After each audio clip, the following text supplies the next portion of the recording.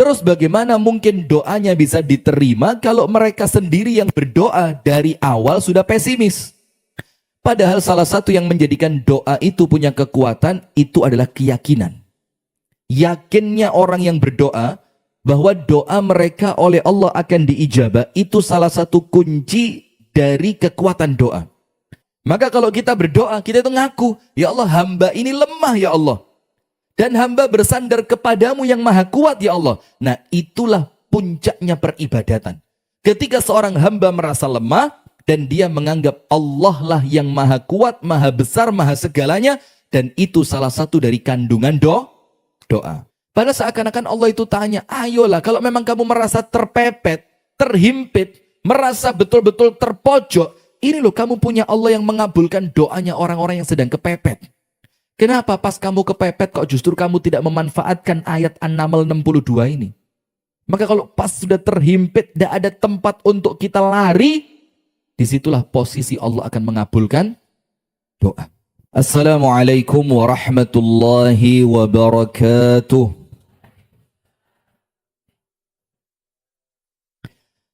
Innal hamdalillah nahmaduhu wa nasta'inuhu wa nastaghfiruh.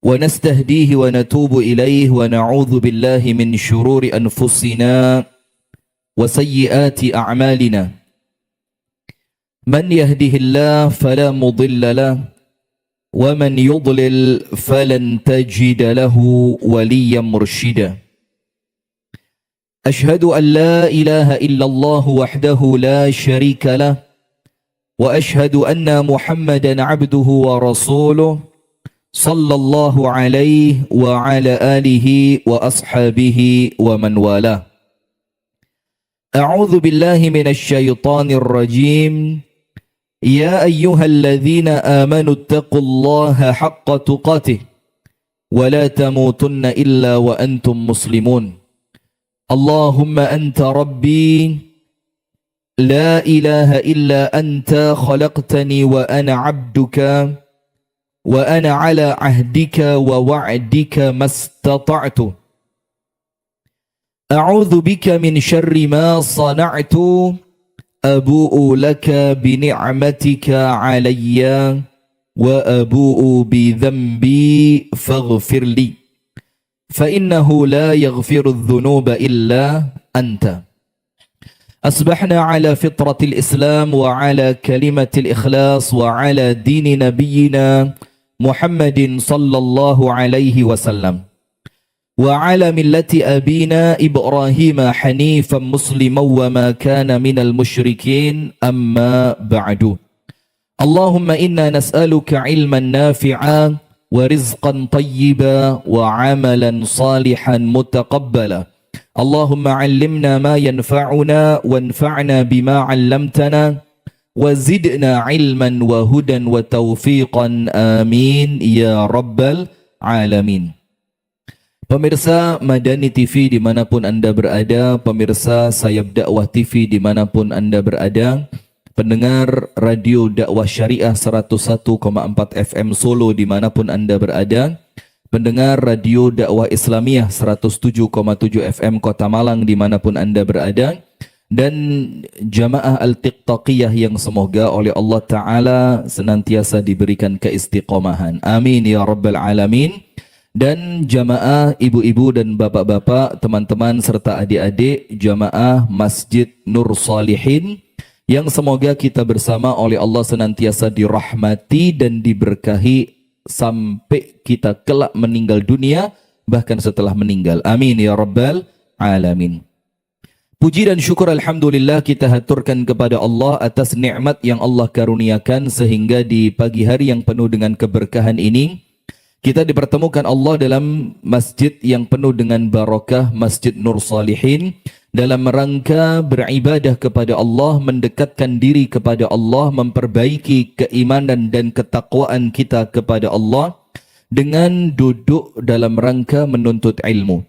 Kita berdoa kepada Allah semoga yang kita amalkan, semoga yang kita niatkan di pagi hari ini mendatangkan ridha dari Allah untuk kita bersama, dan amalan ini diterima dan dicatat oleh Allah sebagai ibadah. Amin ya Rabbal Alamin.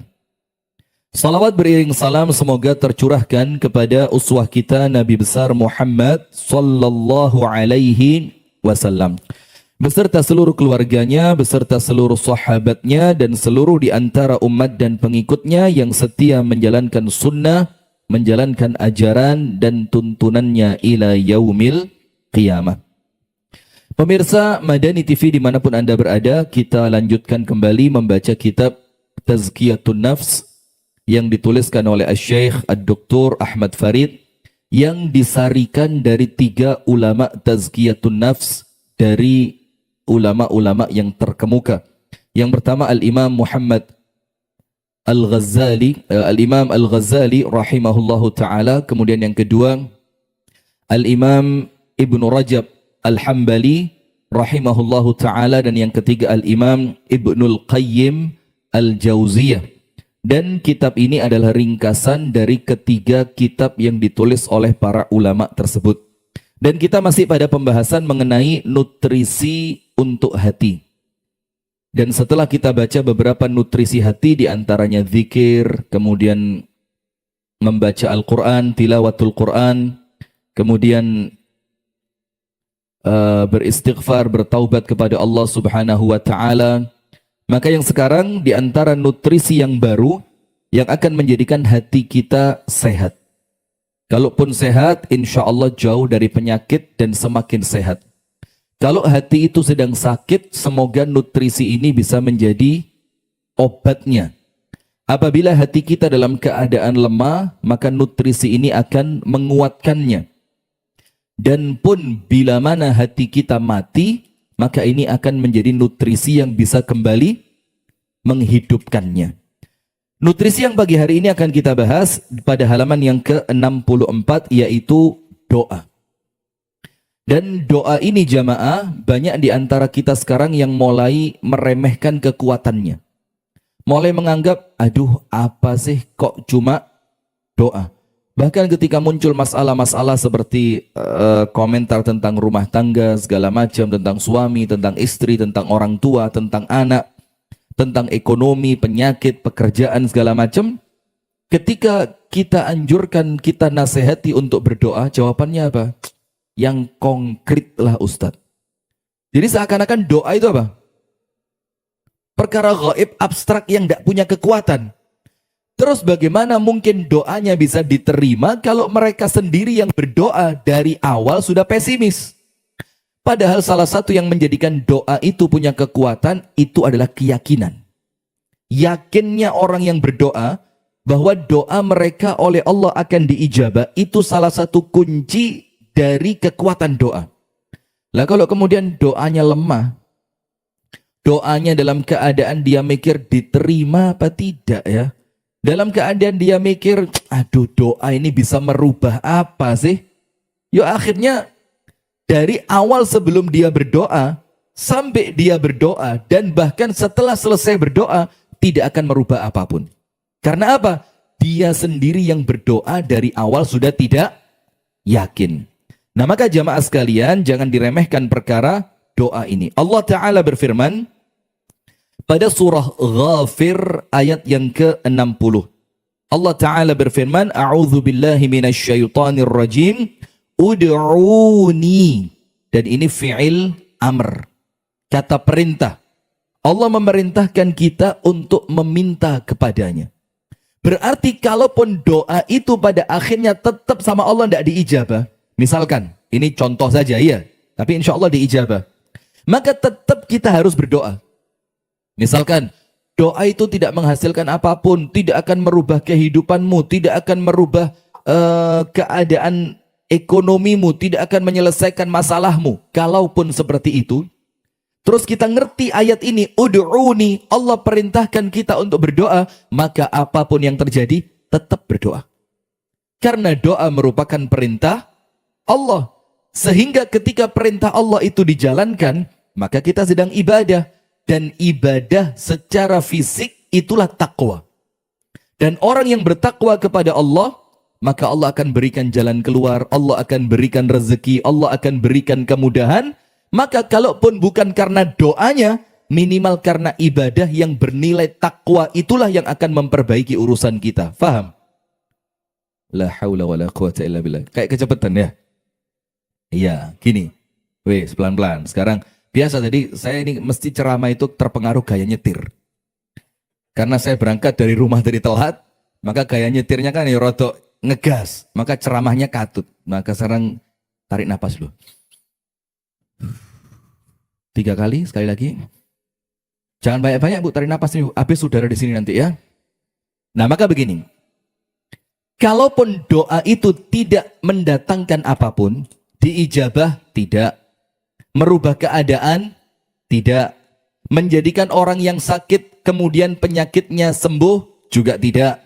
Anda ada masalah, masalahnya selesai juga tidak. Kalaupun doa tidak merubah apapun, tetap kita akan berdoa. Karena memang doa itu merupakan perintah siapa? Allah. Ketika dia perintah Allah, maka itu ibadah. Dan ibadah itulah salah satu makna dari takwa. Cek.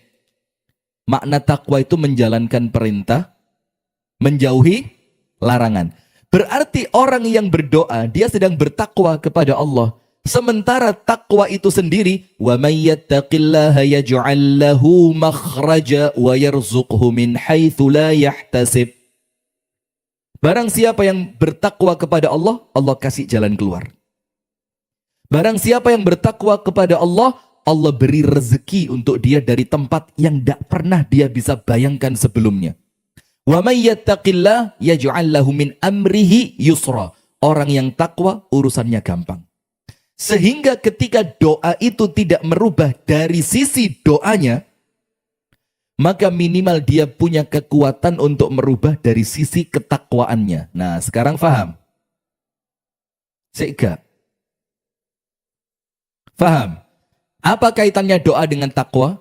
Karena doa itu perintah Allah, makna takwa adalah menjalankan perintah Allah. Berarti kalaupun Anda berdoa, dan ternyata doanya tidak punya kekuatan, maka minimal ada kekuatan dari sisi takwa kepada Allah Subhanahu wa ta'ala. Faham adik-adik? Masya Allah, tepuk tangan PAUD Melati, luar biasa ya. Maka Allah berfirman, ud'uni, mintalah kalian kepadaku. Dan semua, setiap perintah Allah pasti ada bayarannya, tidak mungkin tidak. Semua. Allah memerintahkan Anda melakukan apa? Pasti di baliknya ada fadilahnya. Maka tidak ada perintah yang kemudian tidak mendatangkan kebaikan. Sebagaimana ayat tentang doa ini, ketika Allah memerintahkan kita, ud'uni, berdoalah kalian kepadaku. Ud'uni, jadi mintalah kepadaku, kata Allah. Ini maknanya bukan cuma disuruh minta, tapi maknanya adalah Allah mengajarkan kepada kita, wa idza sa'alta fas'alillah. Kalau mau minta, jangan minta kepada selain Allah, tapi mintanya hanya kepada Allah. Ini maknanya termasuk itu juga. Maka makna secara umum, surat Az-Zalzalah. Surat apa? Az-Zalzalah. فَمَنْ يَعْمَلْ مِثْقَالَ ذَرَّةٍ خَيْرًا يَرَهُ. Siapapun yang melakukan kebaikan, walaupun kebaikan itu mithqala dzarrah, sebesar dzarrah. Dzarrah itu partikel terkecil di dunia, yang mungkin kalau ditimbang sudah tidak bisa ditimbang. Apa mau pakai timbangan apa? Lawang timbangan kita ini kena debu aja tidak berubah kok, ya. Padahal dzarrah itu boleh jadi dia lebih kecil dibanding debu tadi. Tapi ketika itu kebaikan, Allah tidak akan zalim. Allah berfirman apa? فَمَنْ يَعْمَلْ مِثْقَالَ ذَرَّةٍ خَيْرًا يَرَهُ. Kalau itu kebaikan, Anda pasti lihat hasilnya.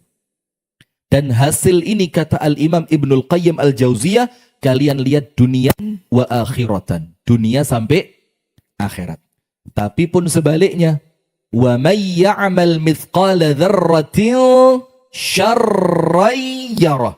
Tapi pun sebaliknya, ketika Anda melakukan keburukan, walaupun keburukan itu sekecil biji dzarrah, apa? Maka Anda pasti melihat dampak buruknya. Dunian wa akhiratan. Dunia sampai akhirat. Itu kebaikan dan keburukan yang kecil. Apalagi doa itu bukan kecil. Maka kalaupun kebaikan kecil saja bisa terlihat dampak baiknya, maka apalagi kebaikan yang besar. Nah, doa ini bukan kecil. Doa ini apa? Besar. Coba cek. Sekarang apa yang menjadikan doa itu adalah ibadah yang besar? Nomor satu. Karena doa merupakan perintah Allah. Dan tidak mungkin Allah memerintahkan sesuatu yang remeh-temeh. Tidak mungkin. Ketika ini perintah Allah, kalaupun perintahnya kecil, tapi perintah itu akan menjadi besar dengan melihat siapa yang memerintahkan. Benar apa enggak? Karena ini perintahnya Allah, maka Anda jangan sekedar melihat perintahnya. Tapi lihatlah siapa? Siapa yang memerintahkan Anda melakukan itu. Itu yang menjadikan doa itu menjadi besar. Nomor dua. Karena doa itu mengandung husnudzon. Mengandung apa? Husnudzon itu apa? Baik sangka. Itulah menjadikan doa itu besar. Karena ketika kita berdoa, Anda sedang husnudzon kepada Allah. Allah pasti kasih. Allah pasti mampu. Untuk perkara ini, di mata Allah terlalu kecil. Anda husnudzon kepada Allah. Yang ketiga, kenapa doa itu besar? Karena doa itu mengandung sabar. Mengandung apa ibu-ibu? Sabar. Apa sabar dalam doa itu apa? Yuk, kalau doanya tidak kunjung dikabulkan, maka mengandung makna apa? Sabar. Dan yang terakhir, apa yang menjadikan doa itu nampak begitu besar di sisi Allah? Karena ketika seorang hamba berdoa, dia sedang menunjukkan peribadatan terbesarnya kepada Allah, yang dengan doa itu, kita ini menganggap diri kita budak yang tidak berdaya kecuali atas pertolongan dari Allah. Maka kalau kita tidak berdoa, dibilang kita apa? Sombong. Maka kalau kita berdoa, kita itu ngaku, ya Allah, hamba ini lemah ya Allah. Dan hamba bersandar kepadamu yang maha kuat ya Allah. Nah, itulah puncaknya peribadatan. Ketika seorang hamba merasa lemah, dan dia menganggap Allah lah yang maha kuat, maha besar, maha segalanya, dan itu salah satu dari kandungan doa. Faham sampai sini? Nah, maka kalaupun Anda doanya tidak diterima, minimal itu ibadah. Dan ibadah dengan doa bukan ibadah yang kecil, tapi dia ibadah yang besar. Maka pokok ada kesempatan, ada waktu, ada peluang, jangan lupa berdoa. Apalagi di waktu-waktu yang mustajab, ba'da sholat, ojo pas-pus. Setelah Anda ngaji, ketika Anda selesai zikir, ketika Anda berbuka puasa, doa itu dikabulkan untuk 3 hal. Berapa? 3. Maka Anda akan dapatkan seketika itu, bisa salah satu di antara 3, atau salah 2 di antara 3, atau bisa jadi 3-3-nya Allah kasih langsung. Bisa apa enggak? Bisa apa enggak? Bisa. Nah, cuma ya tergantung kita masing-masing. Ada enggak dosa kita yang menghalangi terkabulnya doa? Loh, kalau merasa dosanya masih banyak, ya udah usah ngarep kenemenen lah. Bagaikan merindukan bulan apa? Pungguk. Pungguk itu apa sih? Bungkuk merindukan bulan. Maksudnya apa? Jauh panggang dari api. Jadi artinya, yuk sadar dirilah. Kalau kita kepingin doa langsung, ada jawabannya Rasulullah. Apa jawabannya Rasulullah? Altib mata'amak tustajab da'watak. Perbaiki makananmu, dikabulkan doamu. Apa perbaiki makananmu itu? Yang masuk ke mulut dijaga. Halalnya, syubhatnya, haramkah, milik. Pokok itu dicek dulu. Nah, maka kalau kita kepingin langsung doa, langsung diterima, yuk ayo cek diri kita. Pantaskan diri untuk mendapatkan itu. Maka jangan-jangan ada dosa yang memang dosa itu menghalangi terkabulnya doa. Atau hati yang lalai. Ini yang kami bahas di Masjid Mujahidin Gor Jayabaya. Hati yang lalai itu bikin doa tidak diterima. Lalai itu apa? Gak tahu eling kepada Allah sama sekali. Ilingnya yo pas ndonga ikut tok. Maka hati lalai begini tidak pantas doanya diijabah. Nah, maka bentuk pengkabulan doa itu ada berapa? 3. Nomor 1. Rasulullah sallallahu alaihi wasallam bersabda, Ustaz, doa agar suami diberi hidayah. Allahumma amin, Allahumma amin. Begini. Rasulullah bersabda, ma min muslimin, tidaklah seorang muslim. Artinya muslim di sini wis awamnya kaum muslimin, siapapun dia. Ma min muslimin. Dan muslim di sini isimnya isim nakiroh. Kalau isimnya isim nakiroh berarti siapapun dari orang Islam itu. Yadu'ullaha bida'watin. Yang dia berdoa kepada Allah dengan suatu doa. Dengan suatu doa. Artinya yadu'ullaha bida'watin. Dakwah di sini juga isimnya isim nakiroh. Artinya doa apapun sing penting api. Laisa fiha ithmun. Yang doa itu tidak mengandung dosa. Tidak mengandung dosa.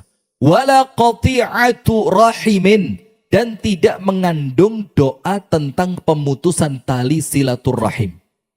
Illa kecuali kalau orangnya berdoa muslim, yang berdoa muslim, dan doanya tidak mengandung dosa dan pemutusan tali silaturrahim, illa a'tahullahu ihda thalathin.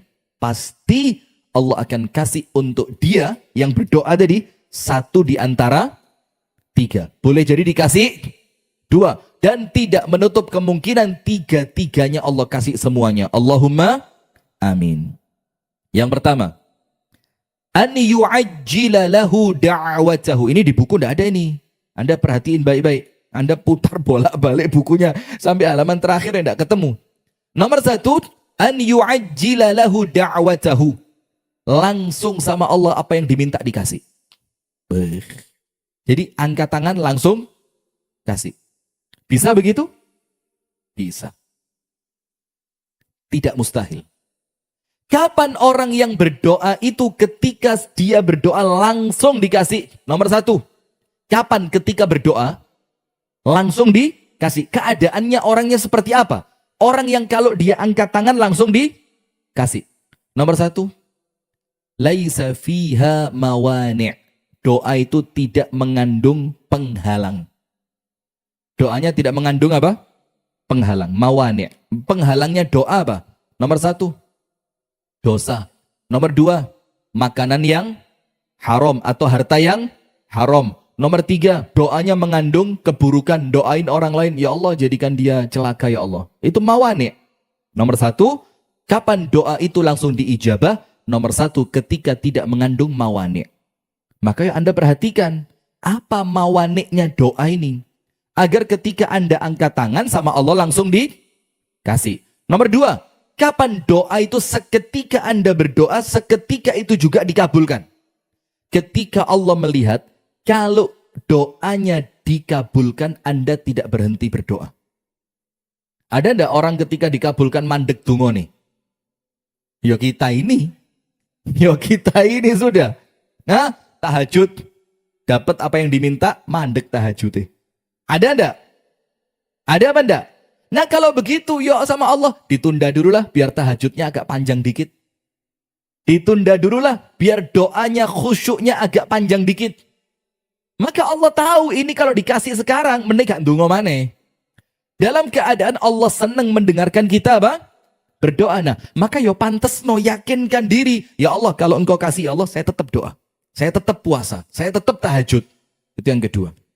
Yang ketiga, Allah lihat ketika diberi, dia tambah baik. Kalau doanya dikabulkan, orangnya tambah baik. Tapi kalau dikabulkan orangnya jadi buruk, Allah nggak kasih. Karena doa itu untuk memperbaiki, bukan untuk merusak. Untuk apa? Memperbaiki, bukan untuk merusak. Maka ketika Allah lihat, ketika diberi Anda tambah baik, maka sama Allah langsung dikasih. Nomor satu, orang yang berdoa, doanya langsung dikabulkan. Kapan doa itu langsung dikabulkan? Ketika doa itu bersih dari penghalang. Nomor dua, ketika Allah melihat setelah dikabulkan Anda tidak berhenti berdoa. Nomor tiga, Allah melihat kalau diberi Anda akan semakin baik. Nomor dua, doanya oleh Allah disimpan untuk pahala akhirat. Nomor 3, Allah hindarkan dari musibah sesuai kadar dan kekuatan doanya. Nah, sekarang tulis. Al-Imam Ibnul Qayyim Al-Jauziyah menuliskan dalam kitabnya Ad-Da' wad Dawa, doa itu kalau tabrakan dengan musibah. Jadi ada doa, juga ada musibah. Doanya keluar, musibahnya juga keluar. Terus dia tabrakan di tengah. Apa yang terjadi? Ini ada musibah ini. Musibah ini siap untuk apa ya? Siap untuk mengancam. Siap untuk menerkam. Ini musibahnya siap menerkam. Tapi kemudian dalam keadaan musibah itu siap menerkam, ternyata orang yang mau kena musibah itu juga orang yang berdoa kepada Allah. Maka antara musibah dan doa saling. Nah, apa yang terjadi? Kata Ibnul Qayyim, yang terjadi salah satu di antara 3. Nomor 1, doanya kuat. Doanya apa? Kuat, top. Doa yang kuat itu ya macam-macam ya. Boleh jadi doa ibunya, atau doa istrinya, atau doa anaknya, atau doa orang yang pernah dia bantu, macam-macam. Pokok dia punya perbendaharaan doa yang kuat. Sementara musibah yang mau masuk kecil. Doanya kuat, musibahnya kecil. Apa kata Ibnul Qayyim? Maka dia menolak datangnya musibah tadi. Musibahnya tidak jadi mengenai orang tersebut. Selamat dari musibah. Maka ada cerita doa tolak balak. Bukan kemudian doa. Apa Ustadz doanya? Doa tolak balak loh. Bukan itu. Maksudnya doa tolak balak itu doamu bisa menolak balak. Bukan apa doanya. Loh ya apa sih mbak? Saya jadi Ustadz bingung juga loh lama-lama nanti. Nah, maka karena doanya besar. Doa yang besar itu ya boleh jadi karena istiqomah. Boleh jadi karena keyakinannya. Boleh jadi karena tawassul amal soleh yang dia gunakan supaya doanya cepat diterima. Amal solehnya besar. Macam-macam. Dan musibah yang mau masuk kecil. Itu musibah dengan gampangnya sama doa diusir. Nomor 2, kemungkinan kedua. Musibahnya besar. Gede musibahnya. Yang mau masuk itu besar. Tapi orang yang mau kena musibah berdoa dia. Tapi dungone lemes. Doanya lemah. Doanya kecil.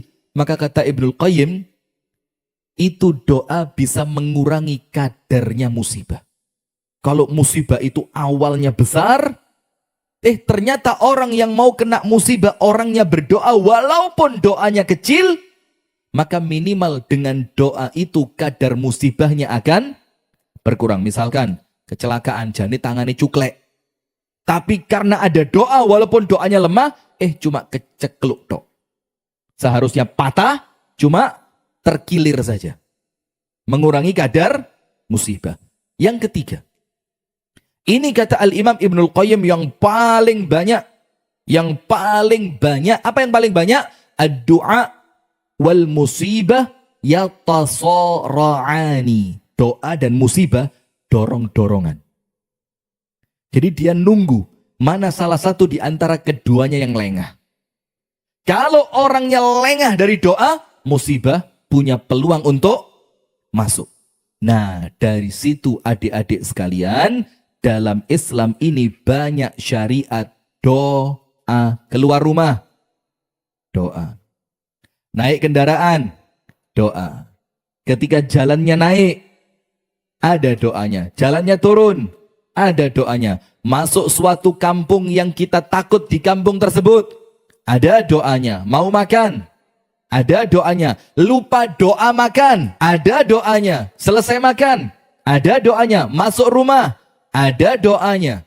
Subhanallah, hubungan suami istri, lupa doanya. Ya bahaya sekali. Saya ingat waktu Jamal nikah dulu. Saya tanya dia, hafal enggak? Dia bilang, hafal Ustaz. Serius hafal? Hafal. Maksud saya kalau enggak hafal mau saya wakili. Lihat apa? Mau saya ajari. Nah sudah. Kenapa kok dalam Islam itu saobai awak onok dongane? Gerak dikit, ada doanya. Ya karena 3 sebab tadi. Allah tidak menginginkan kita kena musibah. Allah menginginkan kita senantiasa dalam kebaikan. Karena selama orang itu berdoa, dia tidak akan jauh dari kebaikan. Sampai sini paham? Jadi jangan merasa, aduh akeram apalan dungone, mau makan enek dungone, mau tidur enek, wah keleram. Ini bukan angel, ini masalahnya sampean males. Setuju apa enggak ini? Ini bukan angel, ini males. Bukan angel tapi males. Lawang untuk keselamatan kok males. Nah maka doa itu jamaah tidak boleh diremehkan. Nah maka sekarang pengertian ud'uni astajib lakum, berdoalah kalian kepadaku, niscaya langsung aku ijabah. Nah maka pengijabahan doa itu kemungkinannya ada 3. Belum tentu apa yang Anda minta langsung dikasih. Boleh jadi langsung diganti dengan pahala. Boleh jadi langsung diganti dengan Anda terhindar dari musibah. Allah memerintahkan kita berdoa dan berjanji memperkenankan doa kita. Setelah itu Allah tambahi firman-Nya masih dalam surat Ghafir ayat 60. Innal ladzina yastakbiruna an ibadati sayadkhuluna jahannama dakhirin. Orang yang menyombongkan diri dari ibadah kepadaku. Nah, ibadah di sini arti ayatnya Anda cek kitab tafsir adalah doa. Orang yang menyombongkan diri dari beribadah kepadaku artinya apa? Orang yang sombong tidak mau berdoa. Apa dampak buruknya kalau orang tidak mau berdoa? Sayadkhuluna jahannama dakhirin. Maka orang itu akan masuk ke dalam neraka jahanam dalam keadaan hina. Rasulullah bersabda, ad-du'a huwal ibadah. Doa itu adalah ibadah.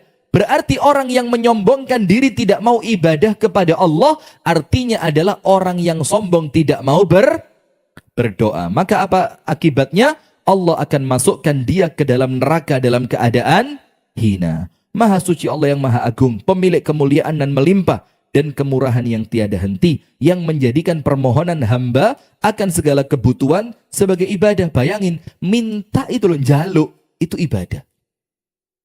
Maka sampai Imam Syafi'i kan mengingatkan, jangan mau minta sama manusia. Manusia itu semakin dimintai semakin marah. Tapi mintalah kepada Allah yang justru marah kalau kamu tidak mau minta. Coba. Kita punya tetangga, jawalo terus. Lama-lama apa? Marah kita kan, jengkel kita. Kok minta terus? Sementara Allah bukan cuma seneng, tapi setiap Anda minta sama Allah ditambahi pahala. Itulah bedanya antara makhluk dengan khalik. Antara makhluk dengan pencipta.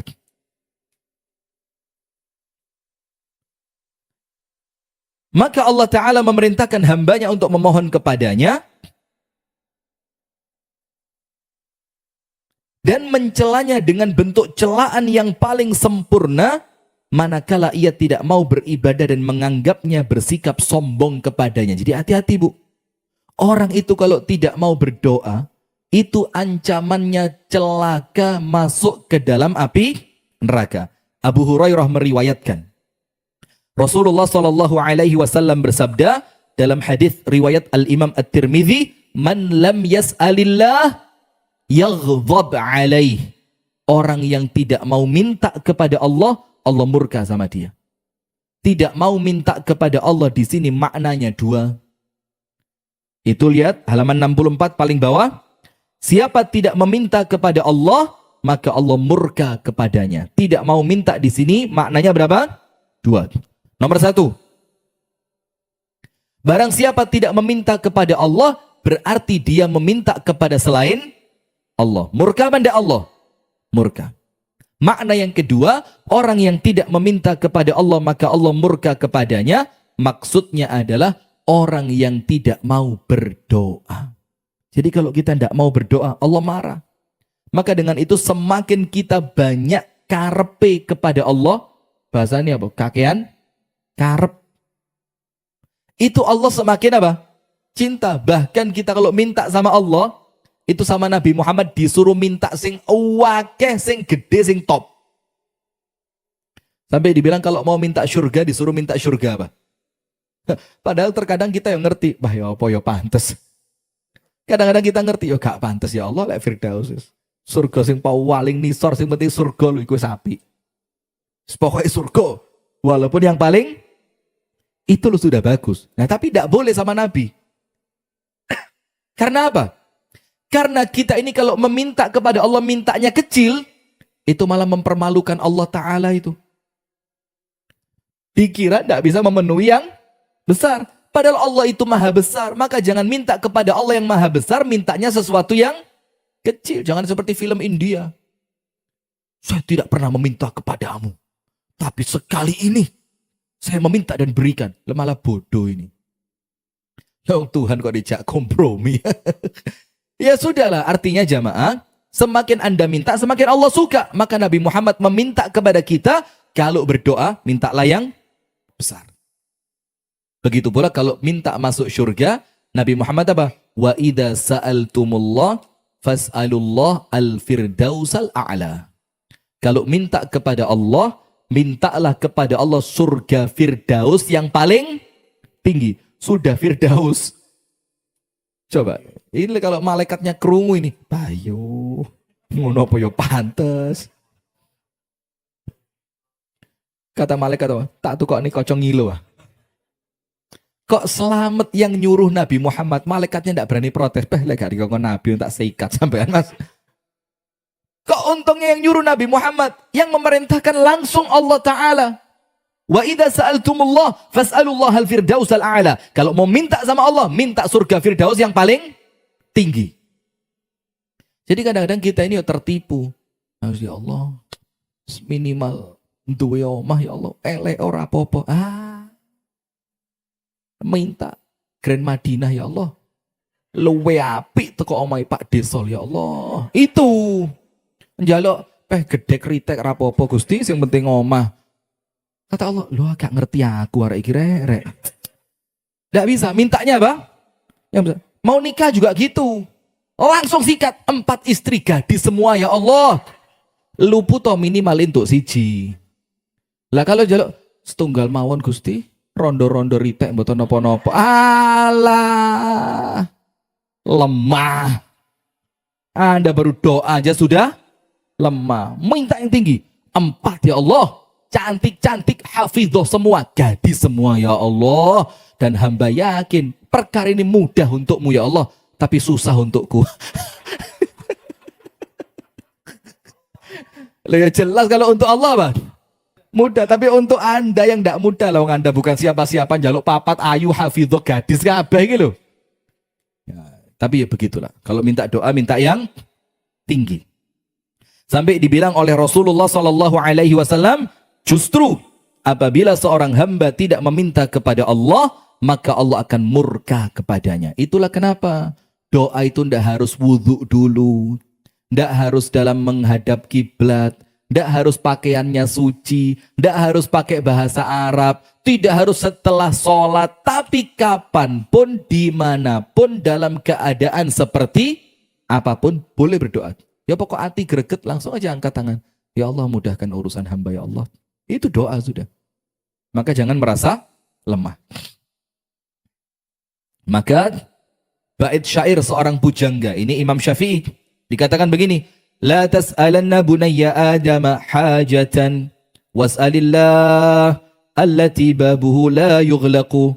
Bunayyu Adamu hina yus'alu yaghdabu wallahu yaghdabu in tarakta su'alahu. Dikatakan oleh Imam Syafi'i, jangan minta kepada manusia satu hajat pun. Bu, jangan minta kepada manusia satu hajat pun. Suami manusia bukan? Sudah, jangan minta sama suami. Cul nih ay. Nggak usah guyu. Saya serius Anda guyu. Tapi mintanya langsung kepada siapa? Allah. Yang Allah dengan mudah bisa menggerakkan hati Anda. Betul apa enggak? Menggerakkan hati suami Anda. Nggak usah. Mas, ya mbok sing apik lembe aku. Tapi minta, ya Allah, jadikan suamiku baik kepadaku. Langsung diputer sama Allah, tas. Langsung suaminya jadi baik. Kira-kira bisa apa enggak? Idza arada syai'an ayyaqula lahu kun fayakun. Langsung bisa. Tapi mintalah kepada Allah yang pintunya tidak pernah tertutup. Karena Allah marah jika engkau tidak memohon kepadanya, sementara manusia akan marah ketika engkau meminta kepadanya. Allah Ta'ala berfirman dalam surat An-Naml ayat 62. Surat apa? An-Naml ayat berapa? 62. Kalau suami nggak ngasih duit, saya minta. Ya betul, tapi mintanya kepada Allah dulu. Ya Allah, mudahkan urusan suamiku ya Allah, biar dia mampu memberikan uang kepadaku. Begitu. Baru setelah itu, Mas, nyunwe. Ya apa? Nyunwe. Apa nyunwe? Nyuwun duit. Bahasa Padangnya apa? Minta uang. Minta piti. Nah, minta piti. Kalau piti. Kalau cuan? Sama ya. Cuan bahasa apa? Bahasa kerennya. Sip. Mana? Jadi untuk apa nikah kalau apa-apa nyari sendiri ya Allah? Untuk ibadah. Untuk ibadah. Dalam surah An-Naml ayat 62, dalam surah An-Naml ayat 62 Allah Ta'ala berfirman, "Amman yujibul mudtarra idza da'ahu wa yakshifus su'a wa yaj'alukum khulafa'al ardi a ilahum ma'allah qalilan ma tadhakkarun." Ini Allah tanya, Amman, siapa lagi gitu loh. Artinya Allah itu sampai ngomong sama kita itu pakai bahasa kalau gitu kayak wis gregeten gitu loh. Allah itu kepingin ngajak kita, kepingin memberitahu kita, kepingin memperbaiki kita, tapi kitanya ini yang terlalu apa? Terlalu parah sudah, sampai seakan-akan Allah itu greget gitu loh.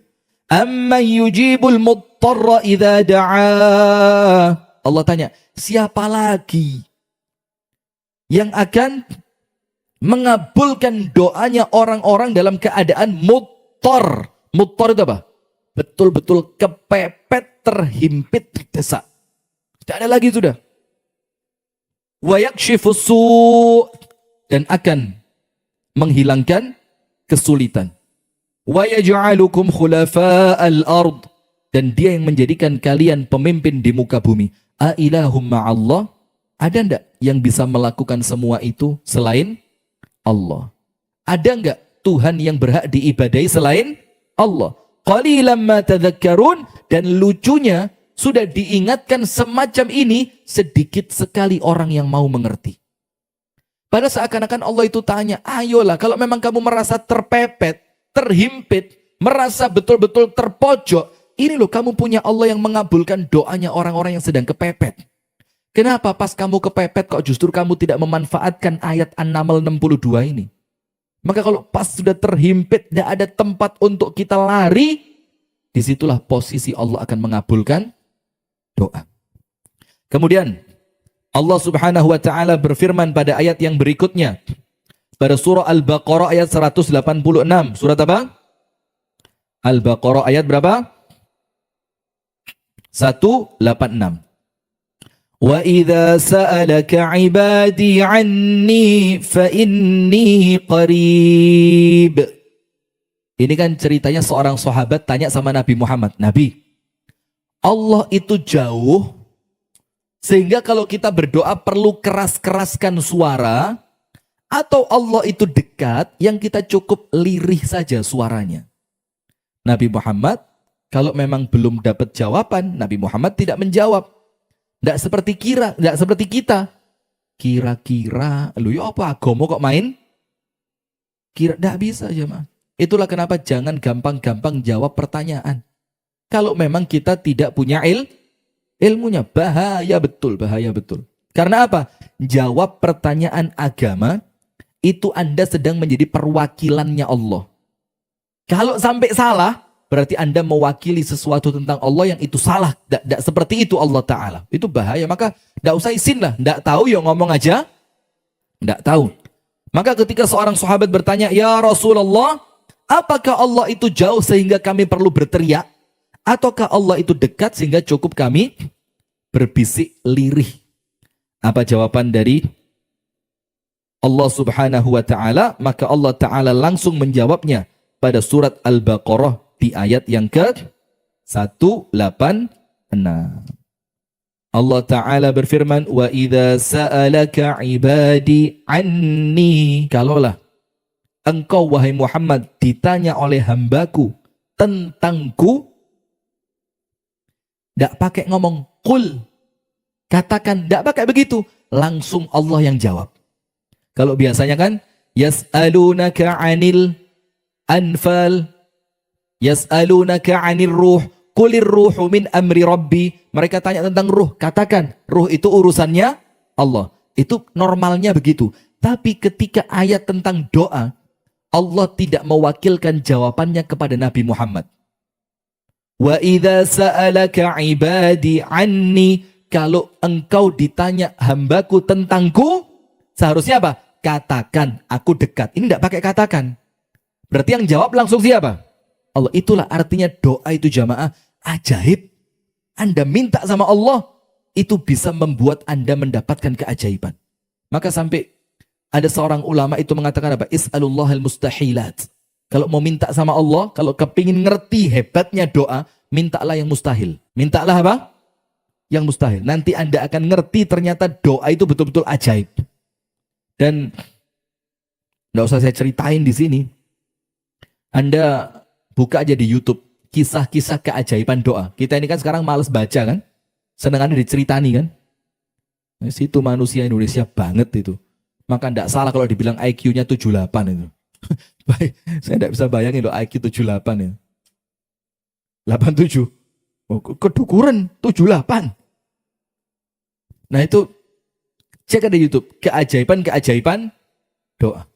Subhanallah, ada salah satu ceritanya Syekh Said Al-Kamali Al-Maliki, seorang anak Prancis. Islamnya multazim. Multazim itu Islamnya itu istiqomah, baik banget.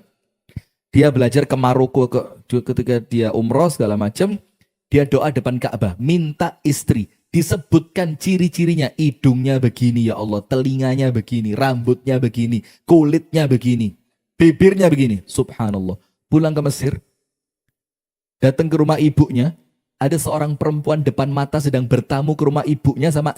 Jadi ada seorang anak perempuan datang sama ibunya ke rumah ibunya laki-laki yang pulang umroh tadi. Itu anak pas dia lihat, celek, percis doanya dia depan Ka'bah. Siapa tuh? Siapa tuh? Percis doanya dia. Dia tanya sama ibunya, Bu, itu siapa?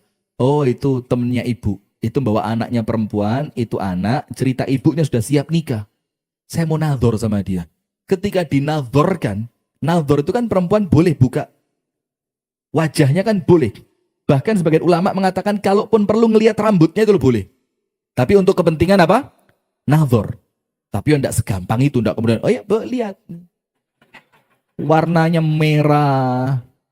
Subhanallah ketika nadhor, dia langsung apa? Tertegun. Terus dia bilang, irtajaf, ngeredek ini laki-laki. Kok sama yang aku minta waktu di Ka'bah? Subhanallah. Dapat dan nikah. Coba. Berangkat umroh, pulang umroh, langsung dapat. Ya udah harus umroh juga kan. Artinya itu salah satu cerita tentang apa? Ajaibnya doa. Apalagi kalau sekedar cerita orang kena kanker ketika pulang sel-sel kankernya hilang. Wah itu ting telecek doa seperti itu. Ting telecek itu kok elek pan ya. Artinya sudah umum itu. Beda sama orang Kediri. Orang umum. Salam orang umum. Siapa itu? Konjone Febri. Ya Allah, Febri kayak ngono cerdas ya, sik kena ini. Lek Ogle sik pantes lah, Ogle kan ya rotok polos lah ya. Ini. Tahu gak ibu-ibu orang Kediri zaman dulu? Salam orang umum.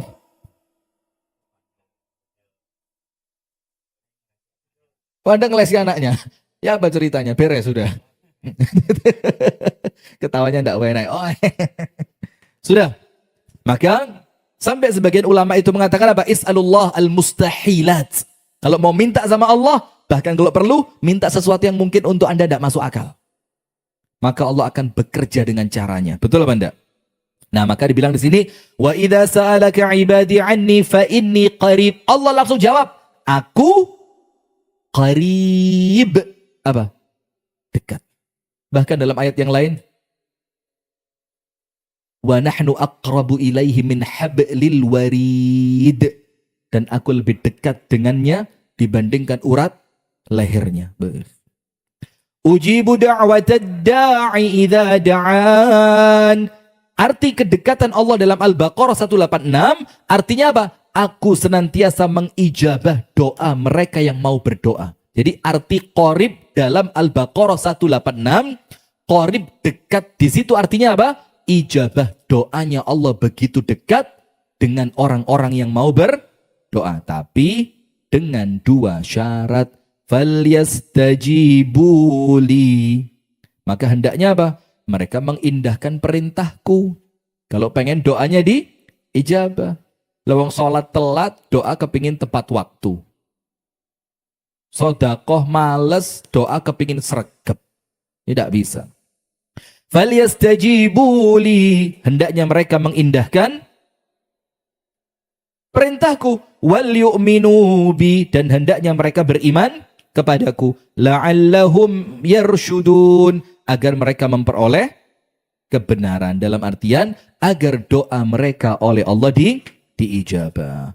Rasulullah SAW bersabda, ad-du'a huwal ibadah. Doa itu adalah ibadah. Kemudian Rasulullah membaca tadi, innal ladzina yastakbiruna an ibadati sayadkhuluna jahannama dakhirin. Doa pasti dikabulkan berdasarkan keumuman ayat dan hadis di atas dengan catatan jika syarat sah doa terpenuhi. Rasulullah bersabda, innallaha hayyun karim. Allah itu pemalu dan Allah itu maha memberi. Yastahi min abdihi. Allah malu kepada hambanya. Idza rafa'a yadaihi ila sama. Ketika seorang hamba itu mengangkat tangannya untuk berdoa, an yaruddahuma sifran khaibatin. Ternyata doa itu oleh Allah ditolak, tangannya dibalik tanpa pemberian. Itu Allah malu. Itu Allah malu. Maka salah satu sebab terkabulnya doa apa?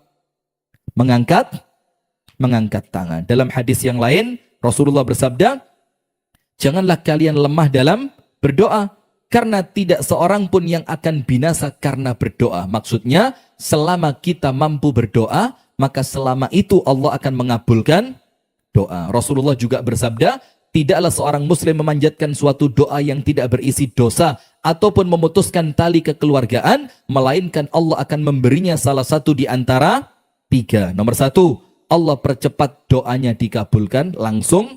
Yang kedua, Allah menyimpannya di akhirat untuk pahalanya. Nomor tiga, Allah menghindarkannya dari musibah sesuai dengan doanya. Umar bin Khattab berkata, aku tidak memikirkan terkabulnya doa, tapi aku memikirkan apakah aku bisa berdoa. Karena barang siapa yang diberi ilham untuk berdoa, maka pengkabulan doa itu menyertainya. Jadi kata Umar apa? Saya tidak mikir doa saya dikabulkan atau tidak. Yang saya pikir apa? Bisa tidak saya berdoa? Karena setiap orang yang mampu berdoa, maka pengkabulan doa itu pasti menyertai doa tersebut. Maksud yang lain apa? Kalau memang Allah dari awal tidak mau mengabulkan, maka Allah tidak akan beri kemampuan berdoa. Paham? Berarti kalau oleh Allah dikasih kemampuan berdoa, artinya apa? Allah sudah siap-siap untuk mengabulkan. Maka kata Amirul Mukminin Umar, doa itu seperti apa? Awan mendung yang sebentar lagi bakal hujan. Berarti doa Anda itu adalah awannya, hujannya tinggal tunggu waktu. Kalau awannya tidak datang, ya tidak mungkin hujan. Artinya apa? Kalau Anda tidak berdoa, ya tidak mungkin diijabah. Maka dengan itu jamaah, salah satu obat nutrisi hati, ojo lali sing akeh ndonga. Selesai sholat, doa. Antara adzan dan iqamat, doa. Di perjalanan, doa. Buka puasa, doa. Bangun malam, doa. Pokok terus doa sama Allah. Maka nanti satu persatu doa Anda itu Allah akan kasih seiring berjalannya waktu.